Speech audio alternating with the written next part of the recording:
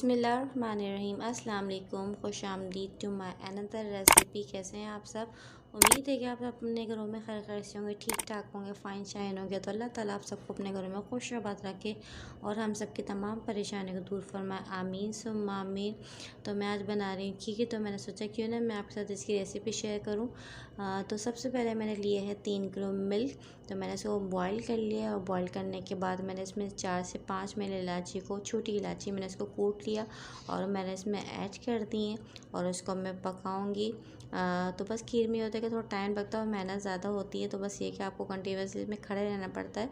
तो मैं इसको स्लो फ्लेम पे भी मैं पकने रख दूँगी। तो मैं इसको कुछ नहीं करूँगी, तो मैं इसको पकने देती हूँ तकरीबन आधे घंटे के लिए।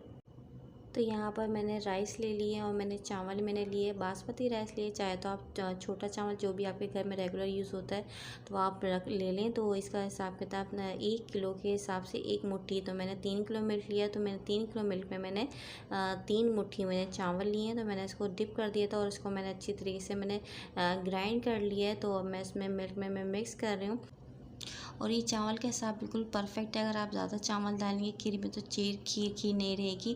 तो ये बिल्कुल बाज़ार वाली खीर होती है, बिल्कुल ज़बरदस्त किस्म की खोए टाइप की खीर। तो आपको ज़रूर इसको ट्राई करिएगा। तो इसमें आप जितनी कम क्वांटिटी राइस की में आप डालेंगे तो उतनी अच्छी खीर बनेगी। तो मैंने आपको बताया कि मैंने 3 मुट्ठी मैंने 3 किलो के हिसाब से मैंने इसमें ऐड कर दिया मैंने राइस। इसको मैंने ग्राइंड करके तो अब मैं इसको अब पकाऊँगी और कंटिन्यूसली मैं इसको पकाती रहूँगी क्योंकि अब मैंने इसमें राइस डाल दिया। अगर मैं इसको मैं ऐसे ही पकने रख दूँगी तो ये नीचे से लगनी स्टार्ट हो जाएगी। फिर तकरीबन ये पौन घंटे के बाद ये मैं आपको इसकी देखें आपकी इसकी लुक देखें तो ये तकरीबन हाफ़ रह गया है पक पक के। तो मैं इसको मज़ीद थोड़ा और पकाऊंगी ताकि अच्छी तरीके से थोड़ा थिक हो जाए। तो कंटिन्यूसली मैं इसमें स्पून चलाती रहूँगी क्योंकि ये नीचे से नहीं लगे, क्योंकि ज़रा सी भी नीचे से लग गई तो आपकी पूरी खीर की मेहनत ज़ाया चली जाएगी और खीर में एक हल्का सा आपको स्मेल आ जाएगी जलने की।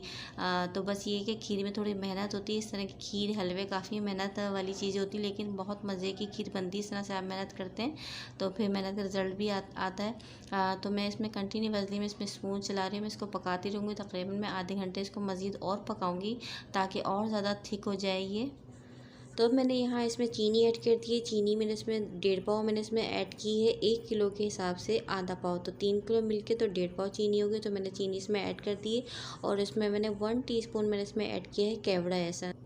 और अगर आपको मीठा ज़्यादा पसंद है तो अपने टेस्ट के मुताबिक आप इसमें चीनी और ऐड कर सकते हैं। तो वो देखें मज़ीद मैंने इसको आधा घंटा और पकाया है तो बिल्कुल डन हो चुकी है ये। और मैंने फ्लेम ऑफ कर दी है। तो अगर आपके पास खोया अवेलेबल हो तो आप इसमें खोया ऐड कर सकते हैं। तो मेरे पास खोया अवेलेबल नहीं था तो मैंने इसमें खोया नहीं डाला।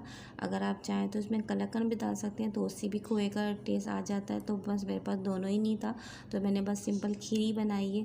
तो ये बिल्कुल रेडी हो चुकी। तो मैंने इसको डिश आउट कर लिया, उसमें मैंने चांदी के वर्क लगा दिए और साथ साथ मैं इसमें डाल रही हूँ बादाम। तो आप इसमें और अगर कुछ डालना चाहें पिस्ते वगैरह तो आप वो भी डाल सकते हैं, लेकिन मैंने इसमें खाली बादाम डाले। तो बस आप ये देखें कि 3 किलो में से मैंने 2 कटोरी और 1 बाउल रेडी हुआ है खीर का। तो बस ये कि थोड़ा खाएं लेकिन अच्छा खाएं। तो बस ये मैंने खीर बनाई है, तो आप लोग इसको ज़रूर ट्राई करिए। ये देखें खीर का फाइनल लुक। तो मैं इसमें को ठंडी होने के लिए रख दूँगी, थोड़ा इसका रूम टेम्परेचर आ जाएगी तो मैं इसको फ्रिज में ठंडा होने के लिए मज़ीद रख दूँगी ताकि इसकी और अच्छी लुक हो जाए और ठंडी ठंडी मज़े की हो जाए।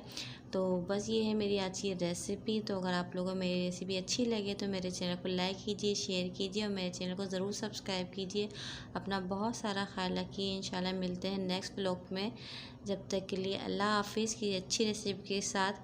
तो ये देखें खीर का फाइनल लुक। तो ये वाकई में बहुत यम्मी खीर बनी। आप लोग ज़रूर ट्राई करिएगा, मुझे कमेंट बॉक्स में ज़रूर बताइएगा कि आपको इसकी रेसिपी कैसी लगी। मिलते हैं नेक्स्ट ब्लॉग में, जब तक के लिए अल्लाह हाफिज़।